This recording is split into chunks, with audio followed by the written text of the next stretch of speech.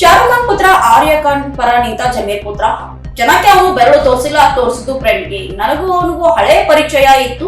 ಬೆಂಗಳೂರಿಗೆ ನಾನ್ ಬರ್ತೀನಿ ಅಂದಾಗ ಮಾತ್ರ ನಾನು ಬಂದಿದ್ದೀನಿ. ಓಪನಿಂಗ್ ಸೆರೆಮನಿ ಹೋದಾಗ ನಿರೀಕ್ಷೆಗಿಂತ ಹೆಚ್ಚು ಜನ ಸೇರಿದಾಗ ಆಗಿರ್ತಕ್ಕಂಥ ಘಟನೆ ಇದು.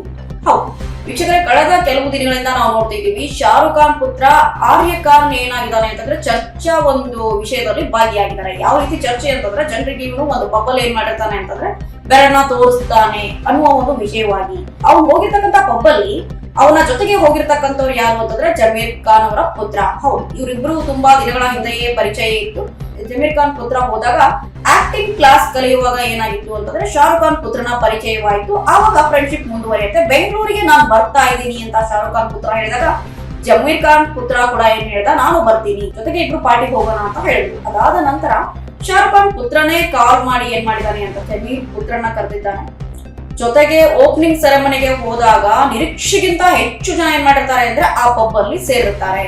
ಅಶೋಕ್ ನಗರ ಠಾಣಾ ವ್ಯಾಪ್ತಿಯಲ್ಲಿ ಬರ್ತಿರ್ತಕ್ಕಂಥ ಪಬ್ ಅದು. ನಿರೀಕ್ಷೆಗಿಂತ ಜನ ಜಾಸ್ತಿ ಇರುವಾಗ ಅಲ್ಲಿ ಶಾರುಖ್ ಖಾನ್ ಪುತ್ರನನ್ನ ನೋಡಿ ಅವನ ಹೆಸರು ಕೂಗೋದು. ಜೊತೆಗೆ ನಮ್ಮ ವಿಜಯವಾಹಿನಿ ನ್ಯೂಸ್ ಚಾನೆಲ್ನಲ್ಲಿ ಪ್ರಮೋಷನ್, ಜಾಹೀರಾತು, ಅಡ್ವರ್ಟೈಸ್ಮೆಂಟ್ ನೀಡಲು ಸಂಪರ್ಕಿಸಿ 9535808456.